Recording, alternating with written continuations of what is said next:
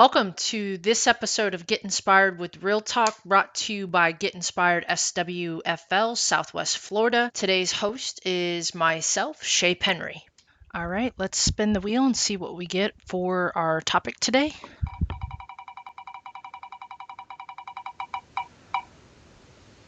Good afternoon. The topic that I got was fear of rejection. Initially, when I got that topic, I wanted to respin because it's the one topic that I struggle the most with, which is probably the reason why I should speak on it. I didn't even realize that I had that issue until I started going to therapy and found out that every story that I had playing in my head somehow stemmed back to this fear of rejection. It's my ultimate fear. Any other fear that I have in my life, if I keep asking, well, why do you have that fear? Well, why do you have that fear? If you just keep tracing it back to the original roots almost always is fear of rejection, which, I mean, it's kind of good that I have this singular ultimate fear in that it's not a guessing game. Each time I've got fear going on, I can just go, okay, what kind of story am I playing that's tied to me being rejected? The main thing that I've learned that's helped me is paying attention to my feelings, which is what helps me identify A, when I'm not being present, and B, when I'm listening to some sort of story going on in my head, which they're one and the same. If I'm listening to a story, I'm not being present. My therapist taught me about thinking traps, which you can Google them. What thinking traps are their default mechanisms in which our brains work, which cause anguish. And I'm going to actually read the description I found on the website for these. This description's on mindsethealth.com. Mind reading. That's the one that I use the most. It says, I'm definitely guilty of this one. This is a trap that happens when we believe that we know what others are thinking and assume that they are thinking the worst of us. The problem is that no one can read minds and we can never really know what others are thinking. Worse still, it can become a self-fulfilling prophecy where we act as if they dislike us, which makes them understandably pull away, which is further evidence for the negative belief, I knew they hated me. That's exactly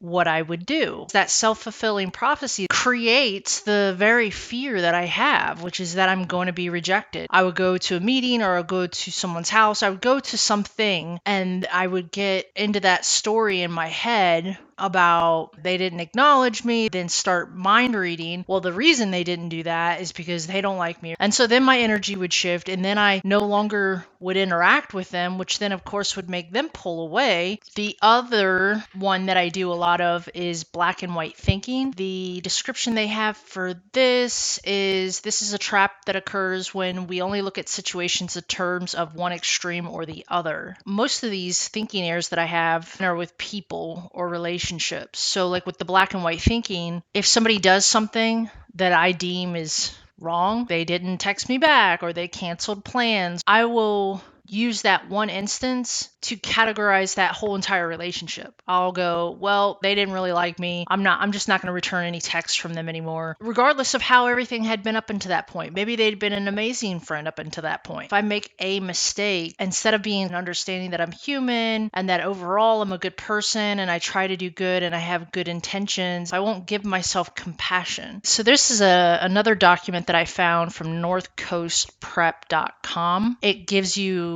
a process that you can follow to escape the thinking traps. So the first thing is it says try to separate your thoughts from the actual event. So what actually happened? Somebody didn't say hi to me. That's the actual fact. Whereas my story in my head had blown it all out of proportion. They don't like me. But when I list what actually happened, there's nothing in that proves what my story's telling me. Just because somebody doesn't say hi to me doesn't mean they're feeling any kind of sort of way about me. And so now that you have a list of what the thinking traps are, identify what that is, and then challenge the thinking trap. Look for concrete evidence that that thought is true. There's a good list of actionable steps that you can take to help challenge those thinking traps. So I'll put that link in the video description. So one of the other things that I learned about in recovery is when I have an issue with somebody else, that issue resides within myself. Recovery provides an inventory that you can follow, that anytime you get disturbed about something, it doesn't always have to be a person, it could be a situation, I can then inventory it to determine what part of me is it affecting. Typically it's fear. For me, it's normally fear of rejection. And then look at what my part part is. Sometimes my part is just how I reacted to it. So if I became really cold or distant because of the story in my head, then that's my part. When I understand that when somebody else has an issue, that it rarely has to do with me, that it's the stuff they're going through, I don't need to write a story about it. There's certain people that come and go in and out of my life. And in the past, that would trigger me a lot. Now I know when somebody becomes distant, it doesn't reflect anything about who I am, what my worth is. I leave it up to the universe at that point, whether that